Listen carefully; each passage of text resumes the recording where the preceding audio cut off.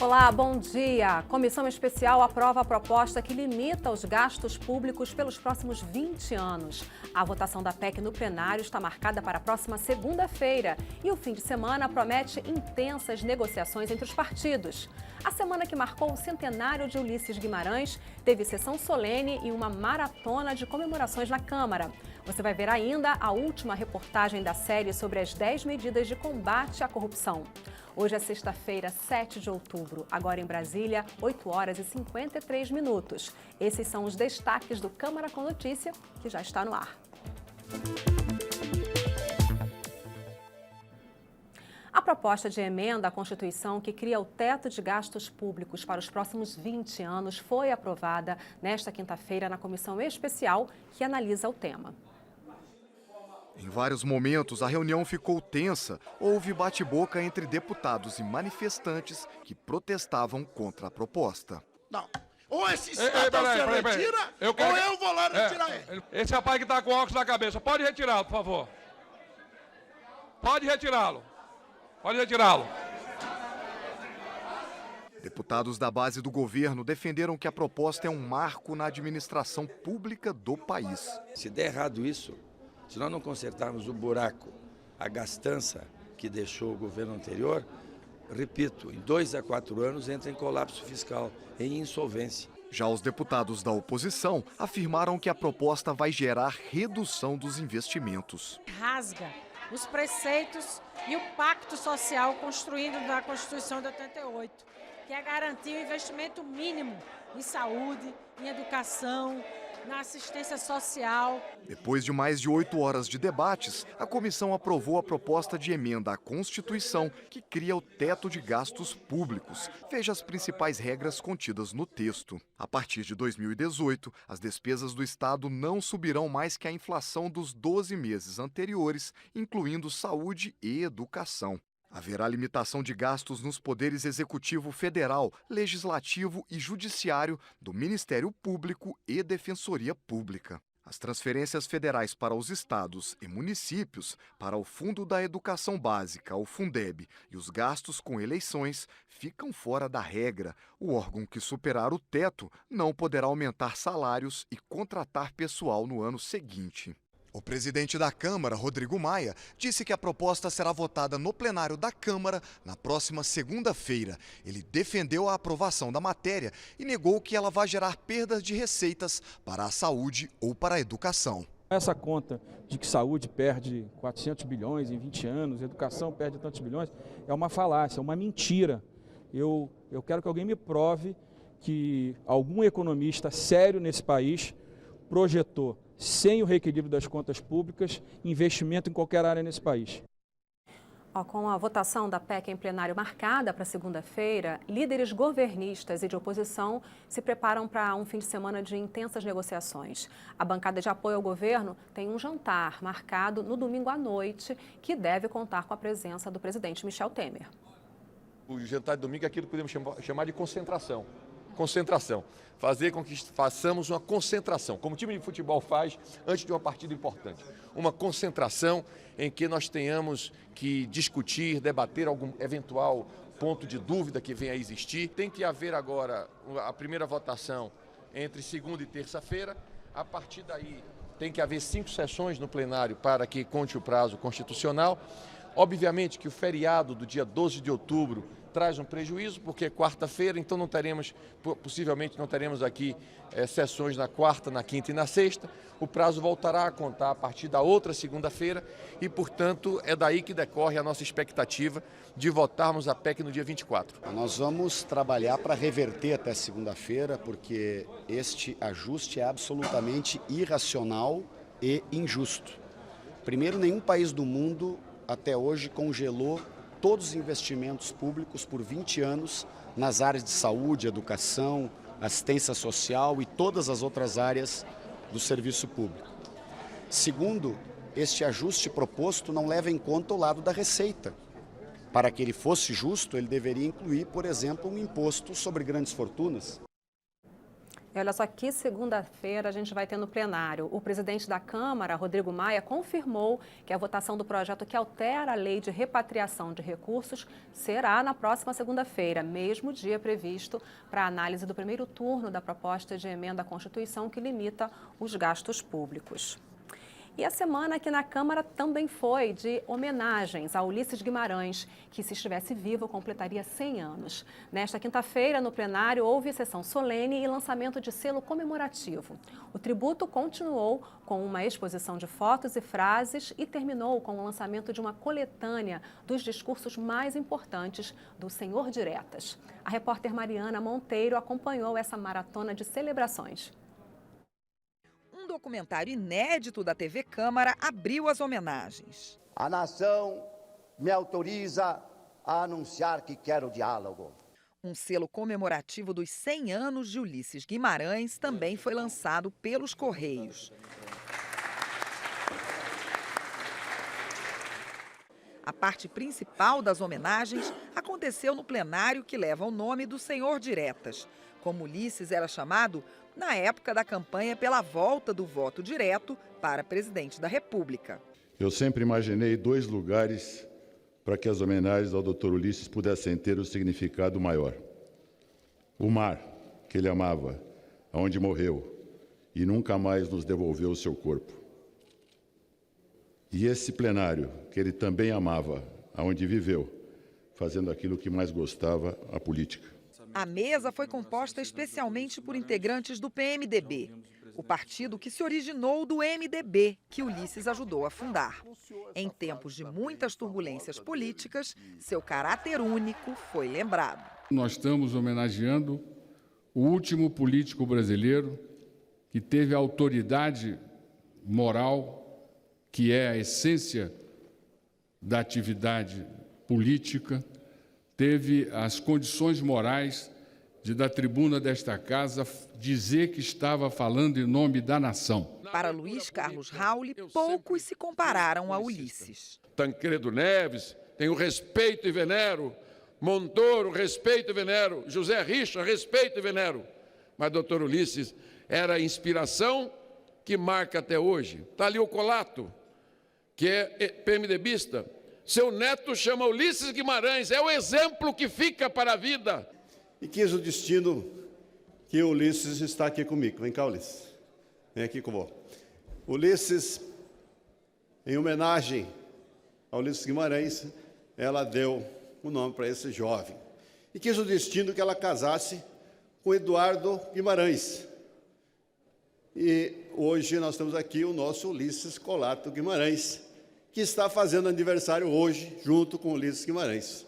Veja a coincidência e a homenagem que eu presto a esse homem que o Brasil deve tanto. E as lembranças e elogios ao doutor Ulisses, como também era carinhosamente chamado, se seguiram uma após a outra. Que falta faz o doutor Ulisses? Não é por ausência de originalidade ou por mero elogio póstumo que o comentário se repete. É por convicção que, nos momentos mais difíceis, o talento do deputado Ulisses Guimarães certamente estaria trabalhando pela melhor solução, com ousadia, se preciso, e com diálogo sempre. Ulisses Guimarães faz parte do rol de seres humanos que tem este pacto com a imortalidade. Pacto com a imortalidade.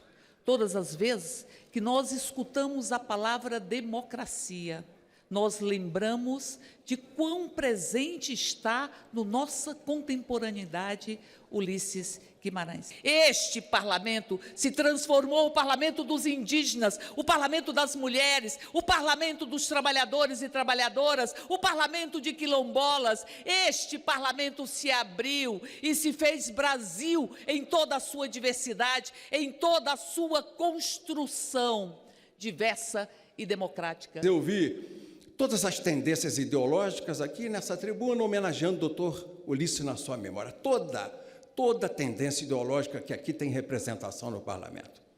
E todos dizendo, de maneira unânime, ele era um democrata, o senhor democracia, respeitador dos contrários. O ministro-chefe da Casa Civil também ressaltou as qualidades de bom político de Ulisses Guimarães. 100 anos de lições políticas, de lição de como deve proceder o parlamentar, de como deve proceder o cidadão, enfim, o exercício da política, que é a vida em sociedade com um mínimo de felicidade. O jornalista Luiz Gutenberg reuniu os melhores discursos de Ulisses neste livro, editado pela Câmara e que também foi lançado no dia de seu 100º aniversário.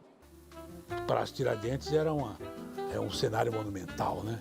Os líderes ficavam na primeira fila, quer dizer, do lado da Lacerda, do lado de Vieira de Mello e tal. Mas o trabalho do Ulisses foi tão relevante, ele foi tão ativo, tão brilhante, que o Juscelino o convida para ser o presidente da Câmara quando ele era eleito. Ulisses Guimarães presidiu a Câmara 3 vezes. Foi aqui que ele comandou a Assembleia Nacional Constituinte, que editou a Constituição de 1988, em vigor até hoje. Ele era também um grande frasista, e é isso que mostra essa exposição que está sendo inaugurada. Por exemplo, em 1973, na época da ditadura militar, ele disse: "A verdade poderá ser temporariamente ocultada, nunca destruída. O futuro e a história são incensuráveis." Na exposição, montada no corredor que liga o plenário às comissões, estão também muitas fotos de Ulisses Guimarães nas diversas fases da vida dele, que se confundem com a própria história política brasileira. A maioria das fotos é de Orlando Brito, que lembrou um episódio marcante. Ele estava chegando e eu vi aquela imagem em silhueta. Eu achei aquilo tão forte e fiz 2 fotos. 3 dias depois, o doutor Ulisses desaparecia no mar.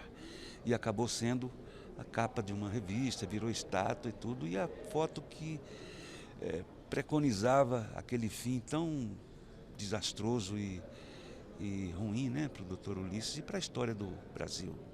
A exposição foi aberta pelo presidente da Câmara, Rodrigo Maia, e por diversos outros deputados. As fotos trouxeram lembranças a Laura Carneiro, filha de um contemporâneo e grande amigo de Ulisses, o ex-senador Nelson Carneiro. O principal legado do Dr. Ulisses foi a democracia desse país. Eu não tenho nenhuma dúvida de que ele, com a sua sabedoria, com a sua capacidade de diálogo, com a sua vivacidade, conseguiu não só ser o doutor Diretas, mas como ser o doutor Democracia. O atual presidente da Câmara também guarda lembranças antigas de Ulisses. Eu tive a oportunidade, quando meu pai foi candidato a prefeito pelo PMDB, convidado pelo doutor Ulisses, de ter alguns bons momentos na campanha de 92 junto com ele. Tenho uma memória muito positiva, muito carinhosa, e mais do que isso, né, eu estar podendo fazer essa homenagem, ou organizando essa homenagem, mostra para mim, nesse momento, a importância que tem a presidência da Câmara.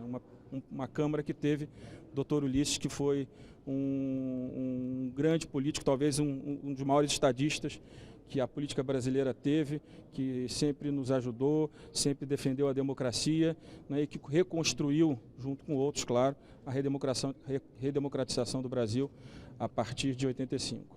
Ulisses Guimarães era sério, mas passava longe de ser sisudo.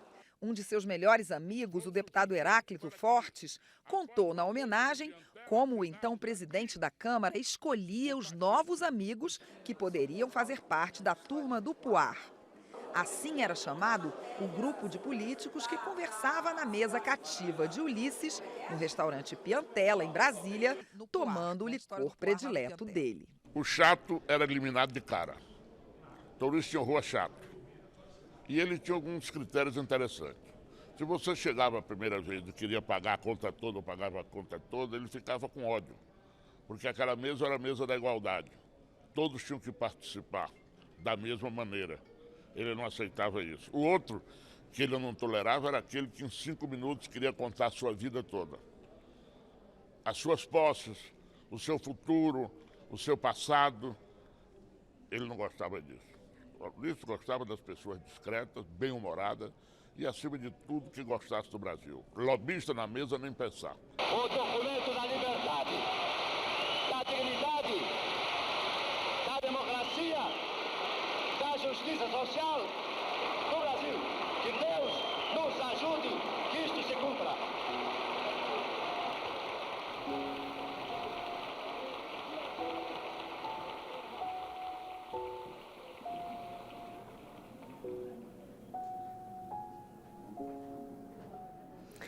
Olha, esse documentário, chamado Senhor Deputado Ulisses Guimarães, é dividido em 3 episódios que vão ao ar sempre às sextas-feiras, às 9h30 da noite. O primeiro estreia hoje, aqui na TV Câmara. E a exposição de fotos promovida pelo Centro Cultural pode ser visitada no corredor de acesso ao plenário, das 9 da manhã às 5 da tarde, até o dia 11 de novembro. Não perca! Nos 100 anos de Ulisses, o Câmara com Notícia mostra a versatilidade do político paulista que vestia a camiseta amarela para liderar o povo nas grandes manifestações de rua e terno e gravata no dia a dia das articulações pela redemocratização do país.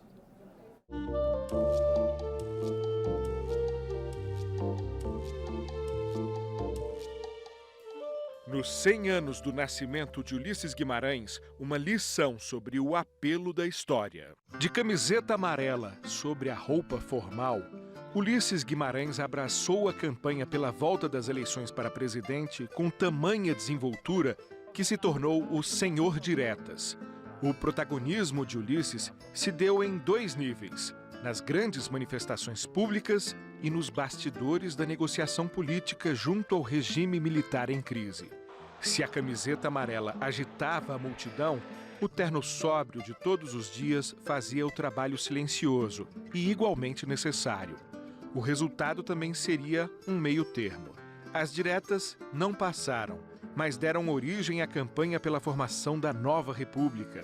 E dessa vez, Ulisses se notabilizou por não estar lá. O candidato da resistência via colégio eleitoral era Tancredo Neves, melhor aceito pelos militares em retirada. Ulisses entendeu e deixou outra contribuição para o futuro: a importância de saber ceder o lugar quando o apelo da história é maior do que a biografia de cada um. Naquela altura, haviam homens e mulheres que tinham um objetivo, e as diretas eram um objetivo comum de todas as pessoas que vinham da clandestinidade, dos partidos ilegais, os partidos, enfim, por um país melhor e por volta da democracia. Mas o comandante, quem tinha o timão, era o Dr. Ulisses Guimarães. Então, quando ele abre mão desse sonho para poder transformar a democracia numa realidade, eu acho que nenhum outro faria isso. Fez, costurou e fez a transição democrática.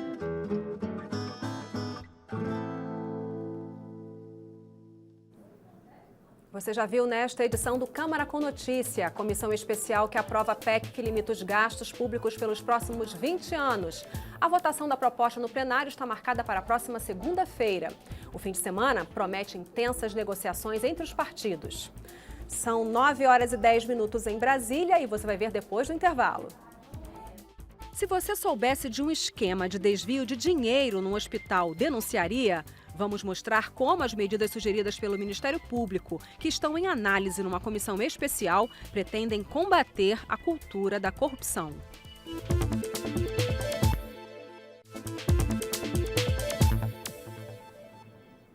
Agora em Brasília, 9h12. O Câmara com Notícia está de volta. As pesquisas de opinião mostram que, para os brasileiros, hoje, a corrupção é o principal problema do país. Esse é o assunto da última reportagem da nossa série sobre as 10 medidas contra a corrupção. Vamos conferir.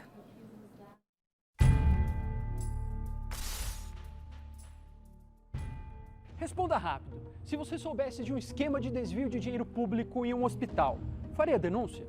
E se soubesse que seu vizinho está roubando o sinal da TV a cabo, iria para a delegacia?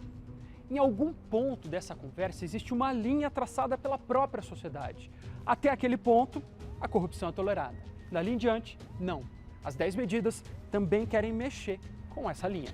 Se nós queremos mudanças, nós precisamos tratar o sistema que favorece com que a corrupção surge, as condições ambientais de temperatura, pressão e umidade que fazem com que as maçãs apodreçam no cesto. Nós precisamos ter um país onde a lei é igual para todo mundo, né? Do mais simples ao mais poderoso.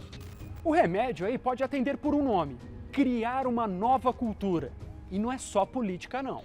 Para ver como isso pode acontecer na prática, vale a pena ir para Hong Kong, na China. Em 1973, depois de mais um escândalo, nasceu o Organismo Independente de Combate à Corrupção. O O primeiro lema foi: tolerância zero com a corrupção. O resultado: Em 1974, 86% da corrupção envolvia o governo. 40 anos depois, esse número é de 30%. E importante lembrar, mais de 80% dos entrevistados de lá consideram a corrupção absolutamente inaceitável.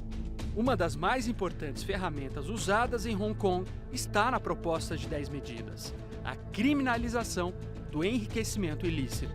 Se um servidor público tiver um patrimônio incompatível com a sua renda, ele poderá ser condenado a uma pena que vai de 3 a 8 anos e ter os bens confiscados.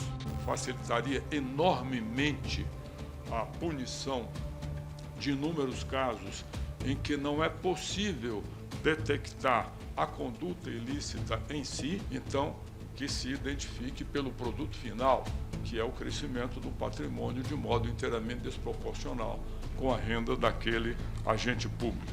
Outra sugestão para criar uma nova cultura no serviço público é o chamado teste de integridade. Funciona mais ou menos assim: um servidor público, sem saber, é colocado numa simulação. Um agente disfarçado faz uma oferta em troca de alguma vantagem. Isso tudo, de preferência, gravado por câmera oculta. Se o servidor recusa, tudo bem. Agora, se aceita... Se uma pessoa chega para ele e te oferece, olha, você quer 10 mil reais para não fazer esse ato? Se ele diz não, passou no teste. Agora, se ele diz, vou pensar, ou quanto você vai pagar, quando? Bom, está provado que ele não tem vocação para o serviço público. O teste de integridade parte do pressuposto de que todo mundo é propenso a cometer crimes. E tem um viés totalitário, fascista, né? Que gera desconfiança no ambiente de trabalho. Duvido que um juiz se submeta a ele, duvido que o ministro do Supremo Tribunal Federal se submeta a ele. A polícia de Nova York, nos Estados Unidos, aplica o teste regularmente desde 1995, um dos estados da Austrália desde 1996, a polícia de Londres desde 1998, mas nem tudo é igual, não. Em Nova York, o teste é aplicado aleatoriamente. Nos outros lugares, só policiais suspeitos passam pelo exame. As 10 medidas sugerem os 2 tipos de teste para o Brasil, o que gerou críticas. Submissão do agente público a esses testes de integridade deveria depender da presença de uma fundada suspeita de que aquele indivíduo está envolvido em alguma prática ilícita. O primeiro passo deve ser por aí mesmo. Esse tipo de construção, ele nos dá a condição de usar um instrumento, né, sobre, vamos dizer assim, evitando que essa nossa cultura de abuso de autoridade se explicite, protege o servidor e pode ser um instrumento importante. Com o passar do tempo, vamos dizer assim, se desmistificando no uso, quem sabe ela pode ser ampliada. Para criar uma nova cultura, a proposta sugere também dar mais instrumentos de controle ao cidadão. As estatísticas sobre os testes de integridade deverão ser divulgadas. Os tribunais estaduais e federais vão ter que publicar todos os anos a quantidade de processos em andamento e justificar os atrasos. Só através da transparência, da educação, que nós efetivamente vamos transformar a sociedade brasileira. Vale a pena olhar mais uma vez o conjunto do que discutimos aqui. 10 medidas, 67 artigos, mais de 100 mudanças. Olhando pelo detalhe, dá para ver quantas análises cabem aí. A questão é combinar pressa com a necessidade de discutir. A nossa preocupação é no sentido de que o texto final seja um texto que provoque o menor volume de conflitos. Tá? Porque a gente tem que lembrar que o ótimo é inimigo do bom. E para quem acha que a proposta vai demorar para ser aprovada, vale lembrar a história de um outro projeto de iniciativa popular. E eu me lembro do episódio do Ficha Limpa, todo mundo dizia, mas os deputados e os senadores não vão votar contra os seus interesses. Votaram. Por quê? Porque teve pressão popular.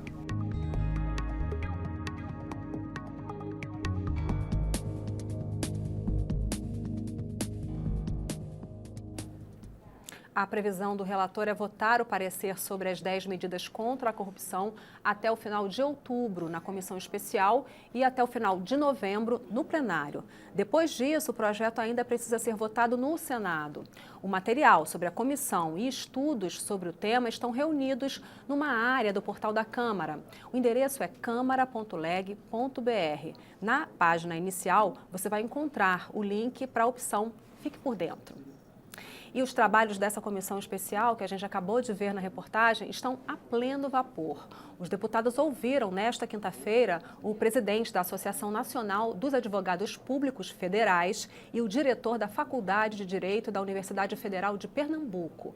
Ambos fizeram críticas às propostas anticorrupção do Ministério Público. Também participaram no debate representantes da Polícia Federal, que alertaram sobre a ineficiência de alguns projetos que visam combater a lavagem de dinheiro. Um dos convidados da comissão que analisa as 10 medidas de combate à corrupção foi o diretor-geral da Polícia Federal, Leandro Daiello Coimbra. Ele defendeu mais agilidade para as investigações contra a corrupção e alertou sobre projetos em análise na Câmara que, na opinião dele, podem facilitar a lavagem de dinheiro, o que permite a repatriação de recursos e o que legaliza o jogo no país. Coimbra destacou a preparação dos policiais e os avanços tecnológicos que permitem o cruzamento de banco de dados nas investigações de corrupção.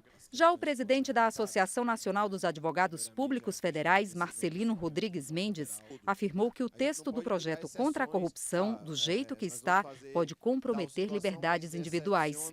Ele criticou o teste de integridade previsto na proposta. Pelo texto, o teste é obrigatório para policiais e facultativo para outros servidores públicos. O diretor da Faculdade de Direito da Universidade Federal de Pernambuco, Francisco de Queiroz Bezerra, considerou importante o projeto com as 10 medidas de combate à corrupção, mas também criticou o teste de integridade para agentes públicos, por entender que ele fere direitos individuais previstos na Constituição. O relator do projeto com as 10 medidas de combate à corrupção, deputado Onyx Lorenzoni, garantiu que o Congresso não vai lesar nenhuma garantia individual ou afastar mecanismos de proteção do cidadão perante o Estado. A comissão especial que analisa o assunto vai se reunir novamente na próxima segunda-feira para discutir a criminalização do Caixa 2 nas campanhas eleitorais. E a promulgação do texto maior da democracia brasileira, a Constituição, completou 28 anos nessa semana. Um seminário aqui na Câmara comemorou a data e também acendeu um alerta.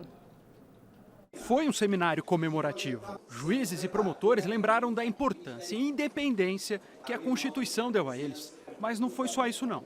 Eles reclamaram também de vários projetos em tramitação aqui mesmo no Congresso. De acordo com eles, seria retaliação. Há projetos de lei que não é para melhorar o país, é para punir os nossos acertos e não para punir os nossos erros. Erros há, mas nós escolhemos muito mais acertos. A qualquer momento nós podemos desencadear uma ação de mobilização e é isso que nós vamos fazer se for necessário. Nós temos a obrigação de lutar por esse país, a obrigação de lutar pela sociedade brasileira. A reclamação foi ouvida e conquistou apoio. Magistratura de joelho, defensoria pública de joelho enfraquece a nossa democracia. Essas instituições precisam e merecem respeito.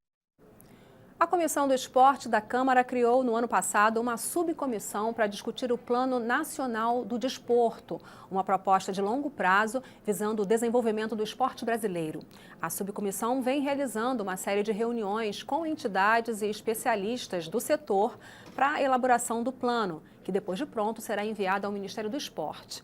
Nesta quinta-feira, num desses encontros, o relator anunciou que os trabalhos estão na reta final. A subcomissão realizou nesta quinta-feira a segunda mesa redonda com as principais instituições ligadas ao esporte brasileiro para debater o texto base do Plano Nacional do Desporto. O plano irá traçar diretrizes, metas e ações para o desenvolvimento do esporte na área escolar, de alto rendimento e de lazer. Nós temos hoje um investimento muito forte no alto rendimento, ou seja, naquele talento que aparece, naquele talento que realmente se destaca, e se descuida muito da base. Então nós precisamos inverter essa pirâmide, nós temos que aplicar os recursos efetivamente mais na base, na iniciação das escolas, na complementação da formação, nos clubes que automaticamente virão os resultados do alto rendimento e virão financiamentos privados do alto rendimento. Os representantes do Conselho Federal de Educação Física também acham importante uma melhor capacitação dos profissionais do esporte. Uma preocupação que nós temos é com relação à questão da infraestrutura, que ela deve ter um cuidado na construção, na manutenção e principalmente da questão dos profissionais, porque não adianta você ter uma estrutura bonita, bem feita, tudo, e você não ter as pessoas para executar aquele projeto, para manter isso funcionando e para ter uma qualidade técnica no exercício do profissional que vai fazer o esporte, que vai orientar as pessoas, desde as crianças até os adultos e os idosos, se for o caso. Já os representantes do Ministério do Esporte disseram que o orçamento da pasta em 2017 deverá ser de 656 milhões de reais, valor 30% maior que o anterior. A Copa do Mundo 2014 de futebol da FIFA e as Olimpíadas e Paralimpíadas do Rio 2016 foi uma escolha política para que esses recursos atraídos pela visibilidade desses grandes eventos pudessem acelerar políticas públicas na área de esporte. O relator da subcomissão adiantou que até o fim do ano vai encaminhar o relatório das discussões para o ministro do Esporte. Entre o dia 1º ou 2 de dezembro, um fechamento desse na terceira mesa redonda. Eu acredito que até o dia 10 de dezembro nós estaremos entregando o relatório para o ministro, e o ministro, a partir daí, fazer o julgamento do que ele acredita que pode ser utilizado ou não. E a partir do ano que vem, mediante a decisão do ministro, acredito que já está pronto para ser publicado aí o decreto que institui o Plano Nacional do Desporto.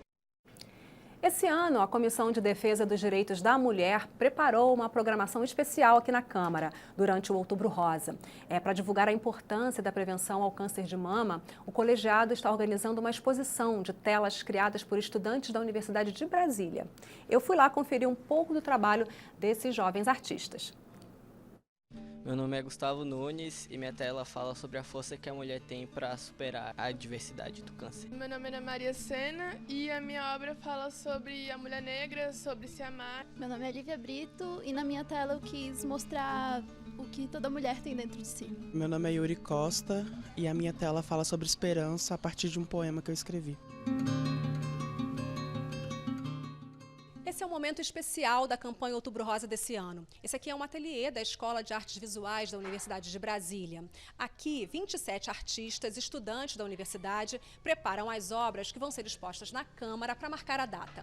É o início da conexão entre cor, arte, beleza e cura na campanha. Todo o processo de criação envolveu os estudantes durante semanas. Eu uso tinta de tecido com muita água e muitas camadas sobrepostas. Você deixa a sua imaginação trabalhar a partir das manchas que você tem. O homem mirando, as mulheres orgulhosas de mostrar pelo que está passando e que não é uma doença que define ela. Como artista, rosa é um clichê?